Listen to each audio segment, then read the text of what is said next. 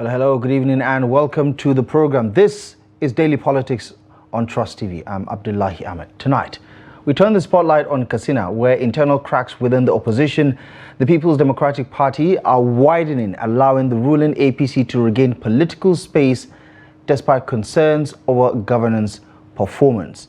Tonight, we're joined by former Katsina lawmaker and senator in the 5th Assembly, Senator Umar Tsauri, CON, is joining us to provide some insight into the challenges facing the PDP in Katsina State and, of course, at the national level. Senator, thank you so much for joining us in the program. It's good to see you this evening. Thank you. Right, let's start with your diagnosis of why many Nigerians today will consider the opposition put together as a dying force in this country. Do you think that that is an acceptable way to describe what is happening across the opposition spectrum? Well, I think if we say opposition is dying, well, I would say it's possible based on how people pursue it, or they perceive it, they see it, and I will really confine myself with my party, the PDP. If you say the PDP is not given the opposition that's needed, I would say yes. Because of our internal squabbles, internal problems that has been created from within and outside. It is from within and outside because the leadership of the party, I repeated it, has been, given some kind of knock from outside the party. That is the party in government that's trying to make Nigeria a one-party state. And not only PDP, all other political parties in this country, if it's not APC, then that party is given a knock on the head so that they succumb or you'll be in trouble. So the APC is trying to kill opposition in this country. And unless something drastic is done, there's going to be success in that. You absolutely believe that it is possible that Nigeria could become a one-party state? Not exactly. I'll be the last person to agree on that, because we have so many political parties. And all these political parties have their own manifestos. They have their constitution. And they always try to make sure that they maintain that kind of stand.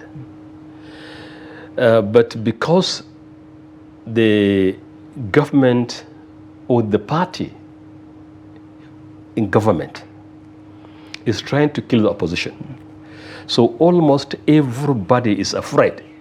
And I will not say everybody, those who are weak, they are afraid. Example is, if you are not in the APC and they see that you are forced to reckon with from your political party, they'll create an avenue whether either they pursue you or they create an atmosphere where you'll be afraid, intimidation, a lot of things. So that's why people are afraid. But we in the PDP, last 2-3 weeks, I was a little confused when we started to make a talk of a coalition, this kind of thing. But when we inaugurated our BOT members day before yesterday, I felt confident, and I feel confident. You think there's going to be a resurgence? I'm telling you that that's basic. It's automatic. Just give us some time. I'll tell you in the course of the program. What is your reading of what's happening in a chamber that you once served as lawmaker? Today we're seeing the headwinds tilt towards APC. Week in, week out, we're witnessing defections, massive defections from both the green and the red chamber, from NNPP to APC, from PDP to APC, from Labour Party to APC. It seems to be a one-way traffic. Yeah, that's what I always say is no matter how big you are, no matter how experienced you are in politics, you can make political miscalculation. All those who are leaving the party, their political parties, let's say in the PDP, a lot of people are leaving, both from the National Assembly, even our former vice presidential candidate, he left the party. There are reasons why people leave their political parties for the APC. I said it.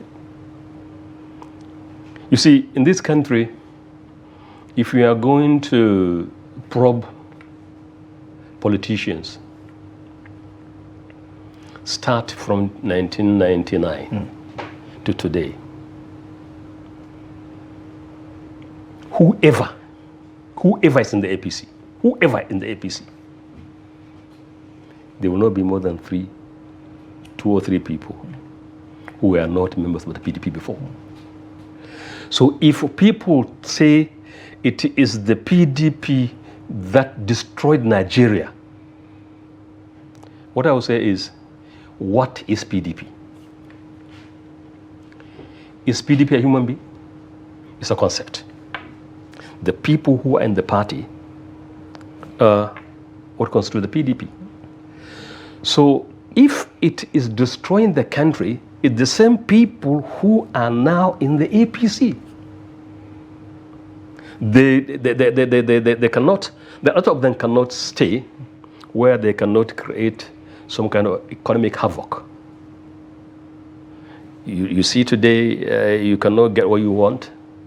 What you do is you move to where you can get what you want. When they were in the PDP, they were getting what they wanted. So if there's a distraction, they were doing it. Now PDP has no government, so what they want now is, where do we go for that kind of economic destruction? You think all of these defections are fueled by selfish motivation? Of course, yes. All of them? Of course. I mean, even when they are talking about what's happening with the PDP and how that is a big concern for them going forward, and they will rather concentrate in delivering their services to their people by joining a stable political party. You don't think that that makes sense? As far as Nigeria is concerned, there is no political party that's stable like PDP. PDP has structure everywhere. That's why when people are talking about coalition, this merger and the rest of it, I say, look, if we want a coalition, we want merger, come and collapse into PDP and see what's going to happen. That's exactly what's happening. So what people are saying is that PDP is a political party, has structure everywhere. But because of intimidation, just like what Adam Oshumale said one day, if you join the APC, you are sent. If you are in the PDP or any other political party that's not APC, you are a devil. Is there a chance that people like you in the PDP are overemphasizing what Comrade Adams Oshomole said in that event some years ago? Was it not true? Is it not, what he said, was it not true? Now, let me give you, you see, I give you an example. Look at the National Assembly. Who is the President of the Senate, the Senate President?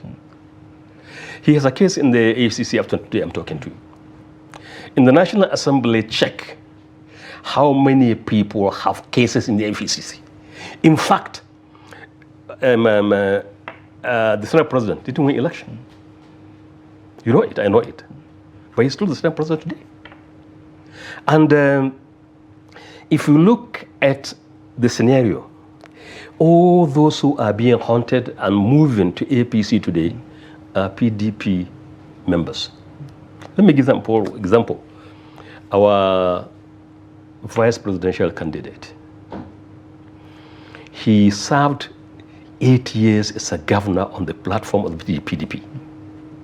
And he became a presidential candidate, vice presidential candidate of the party. But he left the party overnight. Mind you, he has leaders, he has advisors, he has friends, he has followers. He left without informing anybody. Is that so? I mean, they practically moved with the entire structure in Delta State. because alongside with the governor, who is also on the platform of the PDP. That's the truth. But mind you, when they tried to woo him to come into APC, he refused it. What happened?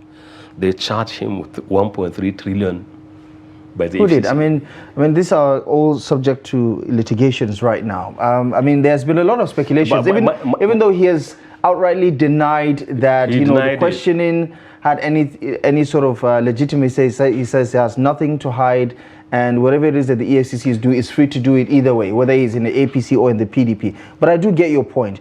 Do you believe that that same argument that you made about Comrade Adams Oshomole's comments during that defection in Edo, where he made that statement about if you join the APC, you start with a clean slate. Do you believe that that same principle could be used to describe how you are reacting to the defections of those who have left your party? Because they have left, now all of a sudden they're bad people. They have cases before EFCC. When they were with you, I mean, you didn't have any problem with them. Yeah, but because they had no cases in the AFCC. That's why I have no any problem with us. Now, our presidential candidate, vice presidential candidate now has left because they charged him, or they accused him of, or they allegedly accused him of squandering 1.3 trillion naira. Now he defected to APC. You will never hear that one again. It's dead. Even when the likes of Yahya Bello, a prominent figure in the APC, is still have we ever had what happened when Yahya Bello, they were pursuing Yahya Bello because he was hiding. When he came out and they gave him bail, have we ever heard about it? I mean, the case is still active. I mean, we've been reporting on it even this week. It's active, but witnesses have been presented. It will die. That's what I'm telling you.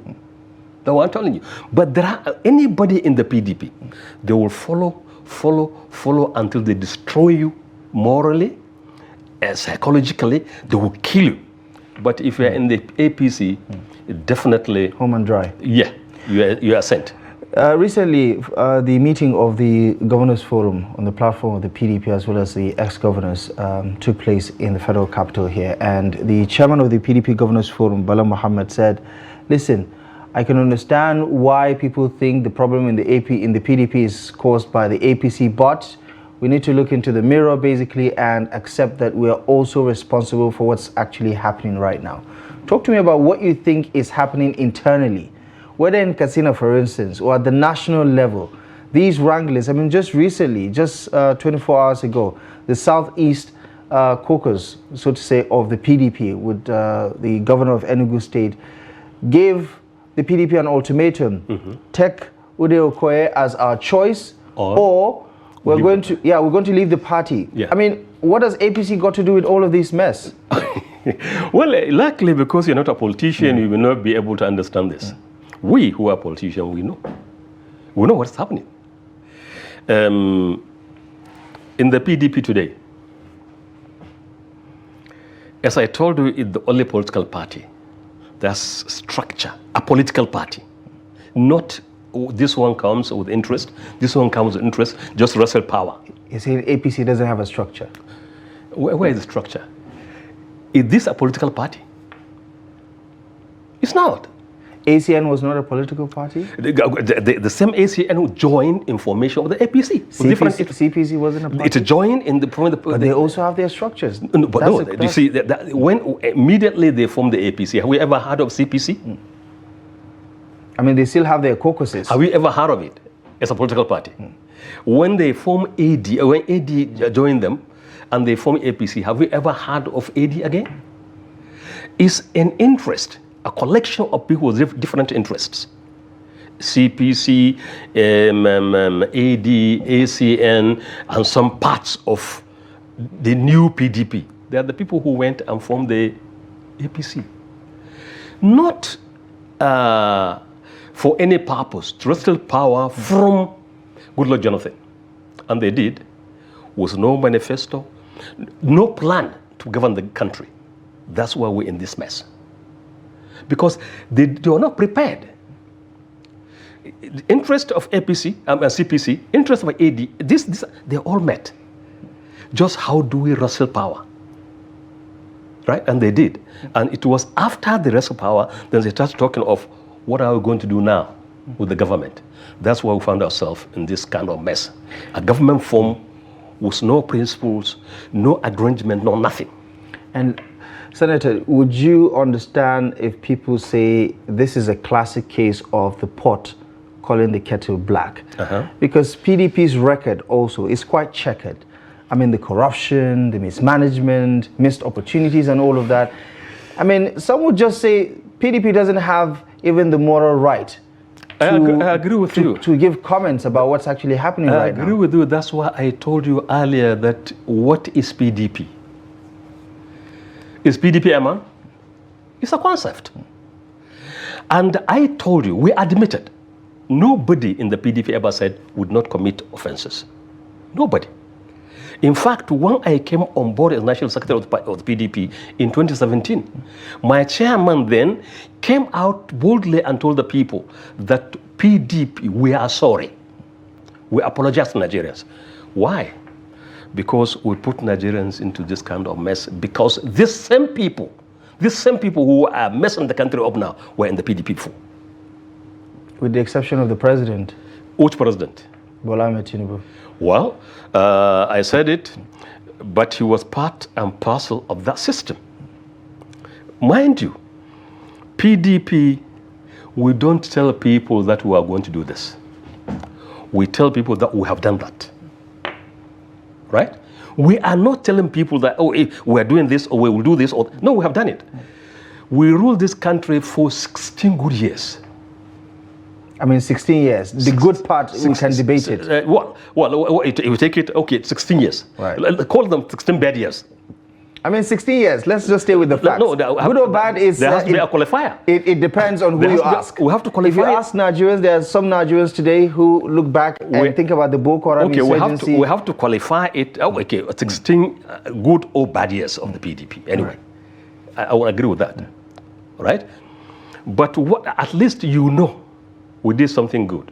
No matter, even if it's tinubu today, he will tell you that PDP has done something good. A lot of things good.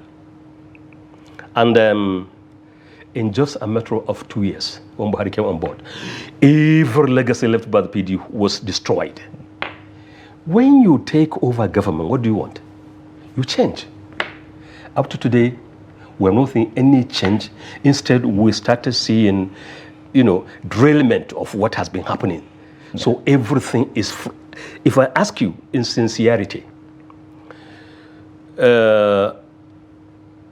between, that's what you call a comparative. That's a comparison, big, bigger, biggest, best, but good and that, If you want to find out somebody is tall, you will not know he's tall unless there's a short man close to him. If somebody is black, you will not know it's black until there's somebody who is white close to him. Now, we ask Nigerians to make comparisons between PDP government and the APC government. Then we leave the judgment. Then we leave everything in the court of public judgment. Some would say there's a lot more option than just PDP and APC. And we've seen that come to play in 2023, albeit a not so obvious success for the likes of the Labour Party, for instance.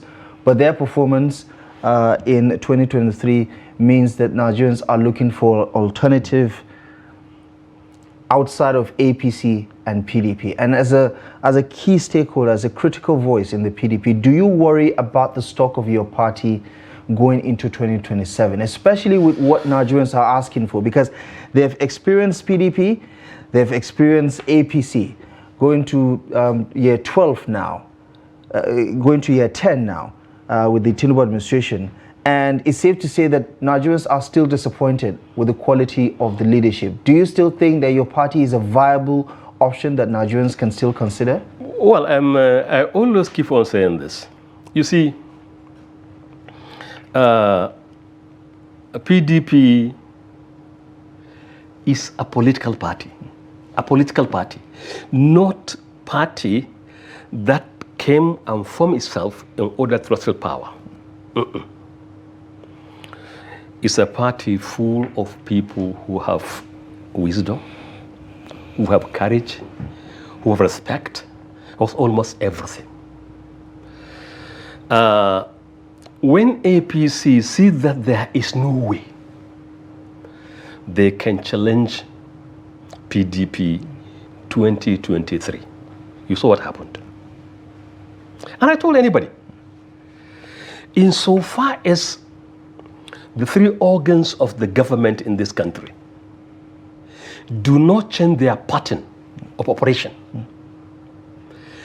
they should know that they are working for the country, for Nigeria, Nigerians, and they should perform their constitutional responsibilities, not to work for the president or the presidency. One, security agencies, all of them. All of them. Two, the electoral umpire, INEC. Three, the judiciary.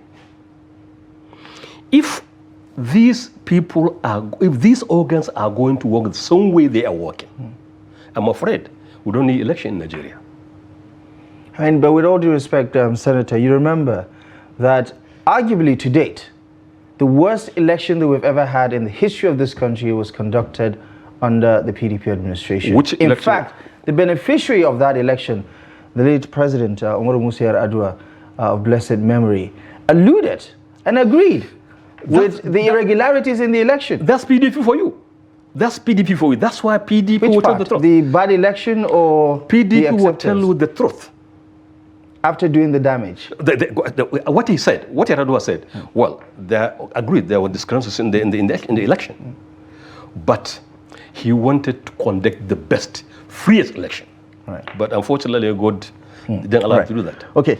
Clearly, the political atmosphere is, gaining a lot of momentum with the conversations that have been had and that continues to generate a lot of interest. I know you must have heard what the FCT minister said recently about what the PDP needs to do to put his house in order. He said the biggest issue right now is about zoning the ticket in 2027, and the North cannot be considered, should not be considered. Do you think that that is a major issue that the PDP needs to hash out? That whatever happens, the ticket is not going to the North in 2027?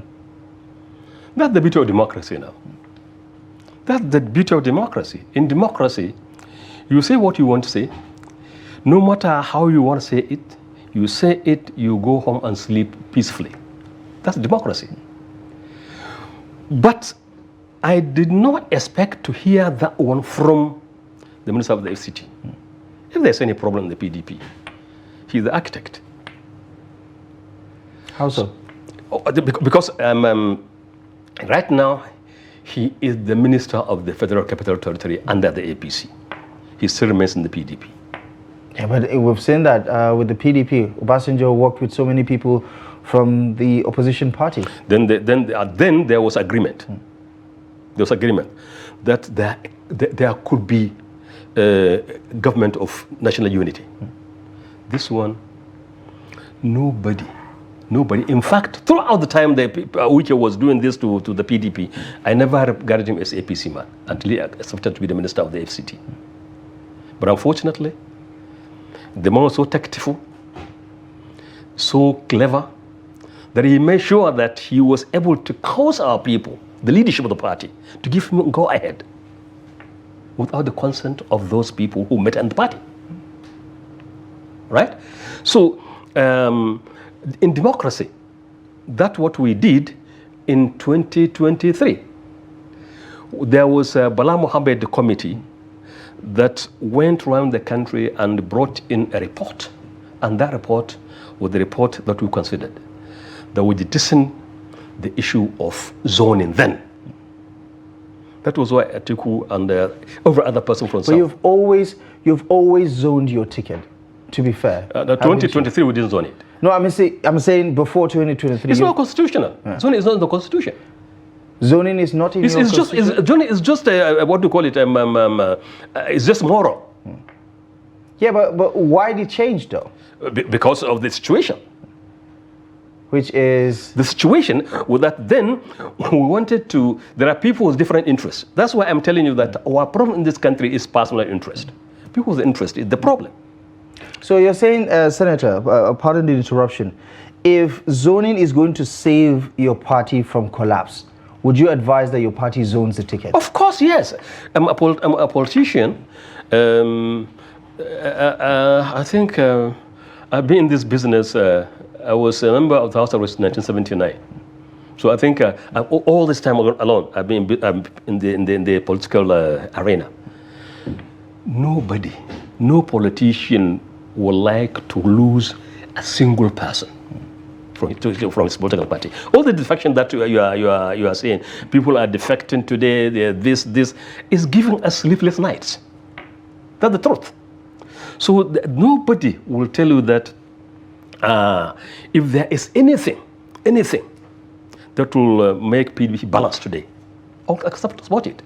In fact, even the problem we had during the convention, when Atiku emerged as the candidate of the party, and then Wike was not, he felt bitter.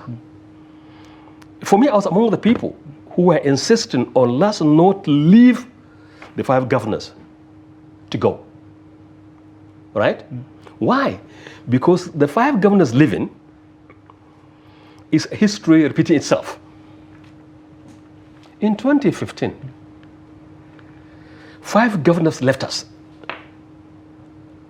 During our convention in the Eagle Square, Vice President Atiku Abubakar led 5 governors out of the ground, and they went. They formed, I think, CPC and later APC, and they defeated PDP in 2015. Now, in 2023, another set of 5 governors wanted to leave. I told people that let's not repeat what happened in 2020 and 2015. But because of interest from different angles, so no, let's forget about that. And look at what happened. The same 5 governors. You don't leave 5 governors leave your party at a go. Well, now you're about to lose more, apparently. Governor of Akwa Ibom has already, not just the body language, but his words. He's on his way out. And that, with everything else that is happening in the Nigerian Senate, is suggesting that your stock is really taking a very tough You see, beating. I told a lot of people, you see, all these kind of defection, this and that, in PDP, a political party I know. I tell anybody, all those who are going to give us problem, if they want to leave now, let them leave.